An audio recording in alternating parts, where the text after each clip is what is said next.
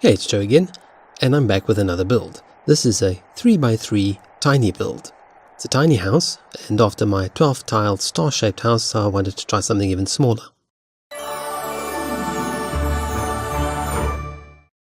So this is really small. It's smaller than the house next to it, which was the 12-tile star-shaped house. If you haven't yet watched the videos for that, you might want to do that before you watch this one.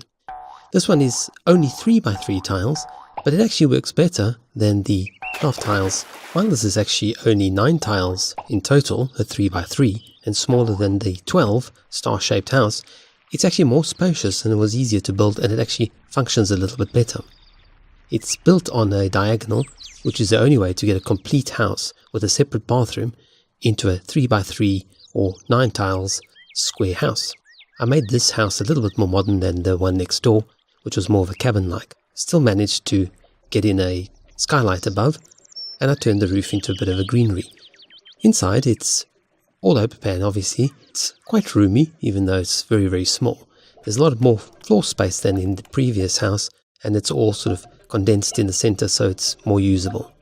Everything functions as with the previous house, and I've tested for intersections that cannot be made or things that cannot be used. That bar counter functions both as a little dining area and also prep area, as he's about to demonstrate his excellent culinary splashing skills. The counters where the TV is on in the corner, they cannot be used. They're out of reach of the sim, but you have to fill it with something. And if you put a straight counter in there, then you don't really have the seating area for dining or also then for prep. The oven is also functional, and you'll see that a little bit later after he finishes destroying the house with his baking. The bedroom is off here from this view angle. It's really just a single bed with the table over the bottom of the bed. As with the previous build and the computer, everything functions there. The diagonal wall between the bathroom and the rest of the living area allows for a tiny bedside table.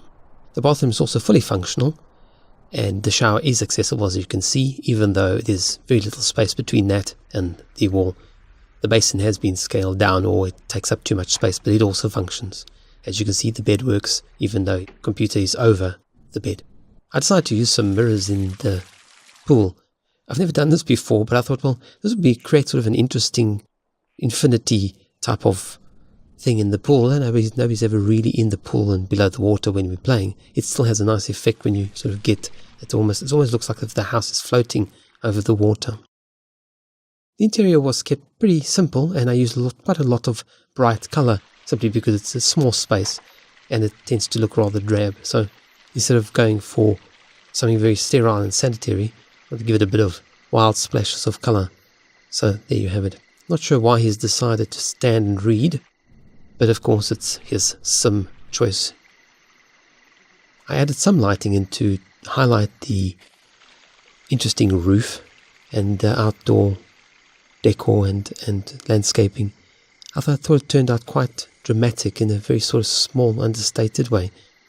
And the top sculpture is also part of the game. It's all the whole house has been created with base game objects only, so there is no custom content or expansion packs used at all.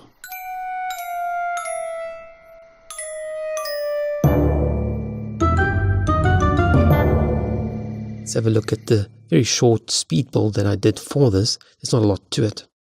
Right, so basically, as I stated before, you start with a 3x3 room, but it's diagonal.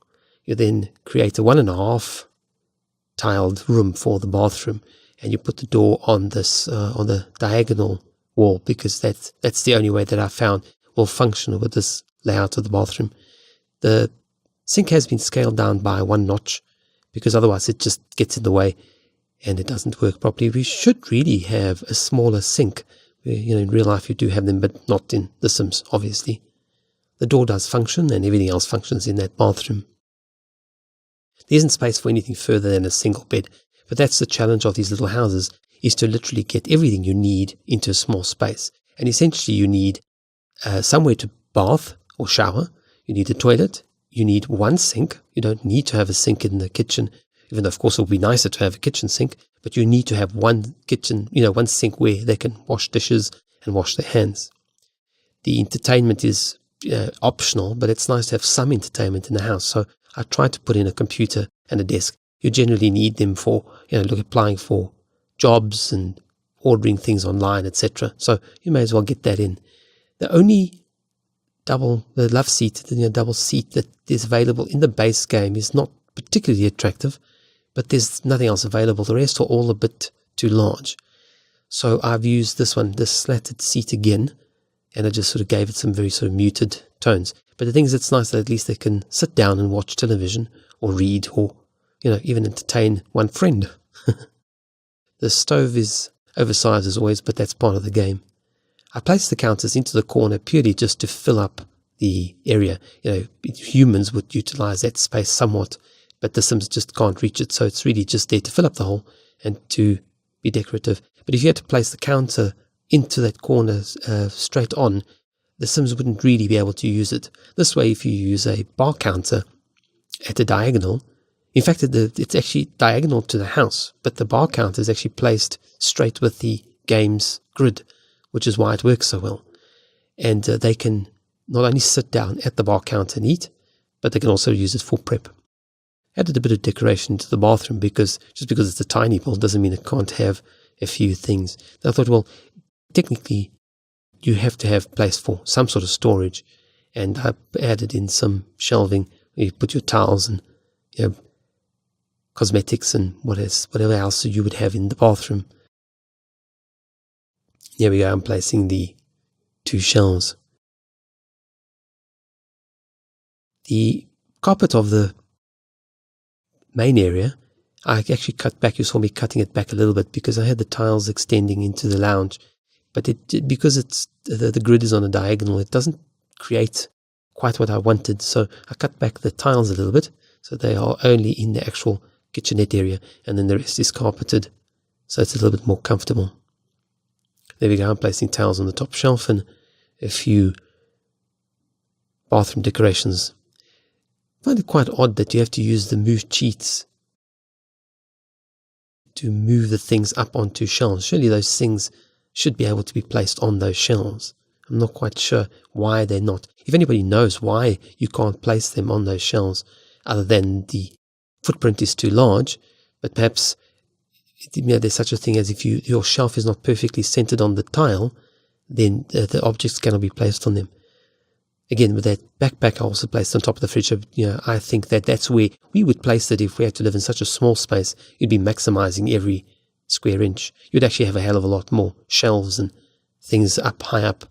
But in the Sims, they're just decorative, so they just tend to get in the way.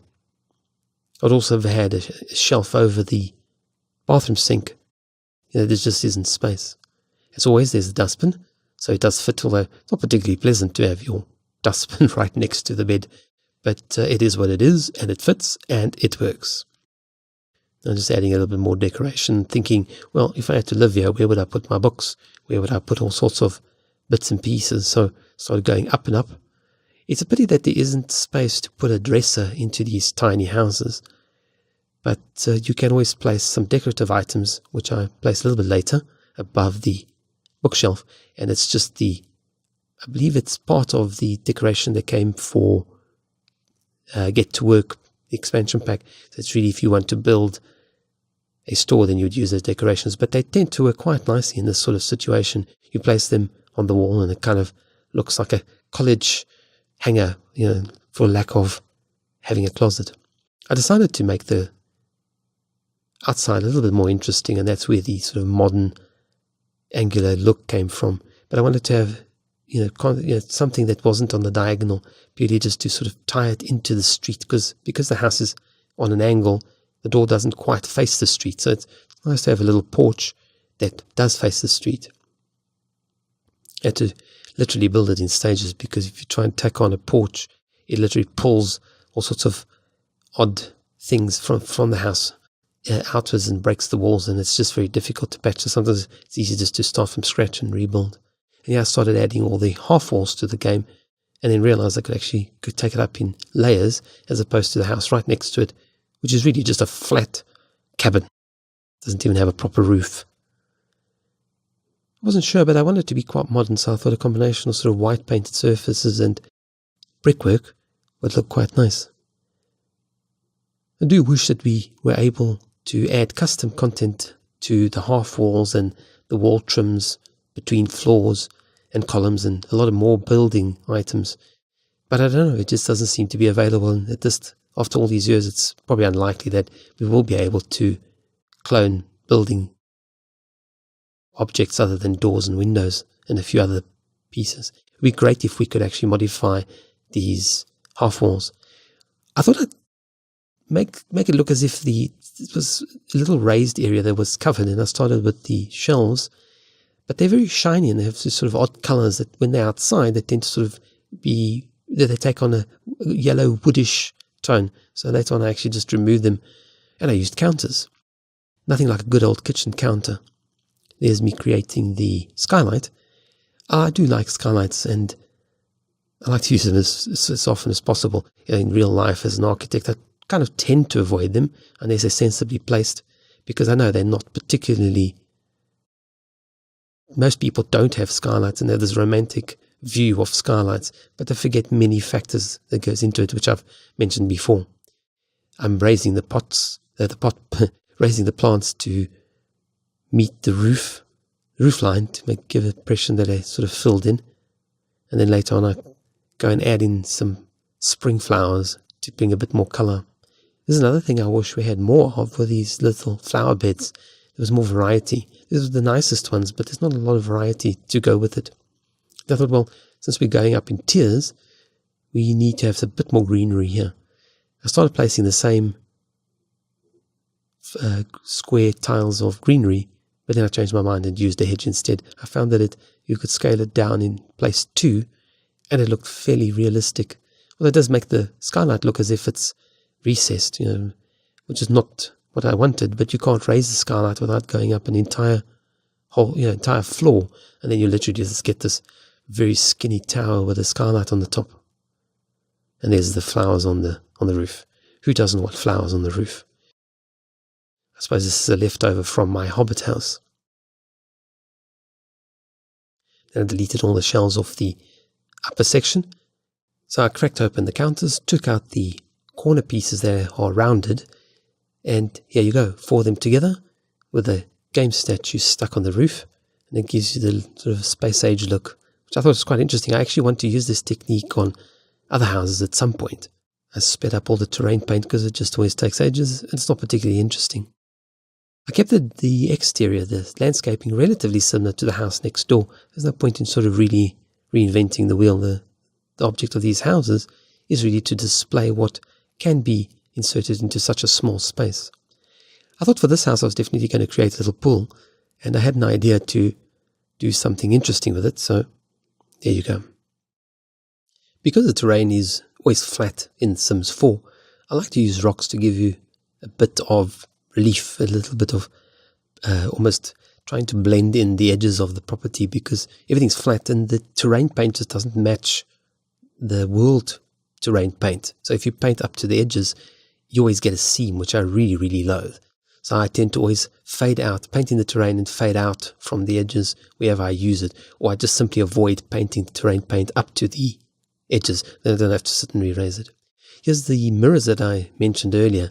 I thought it just gave us such an interesting look to have this almost infinity look to the pool, and it makes the house look like it's literally floating over the swimming pool. If you download this house and you have issues with the sim getting into the swimming pool, then just move the rocks that are directly below the pool ladder. I found that once I replaced the house in the neighborhood, that the sim wouldn't go into the swimming pool, and then I found if I moved it to the edge, closer to the mirror, then the sim was able to get into the swimming pool, get in and out without any issues.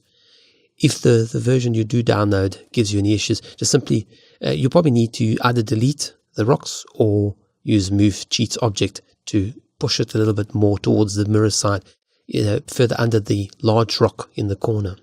The large rocks in the corner don't seem to give any issues.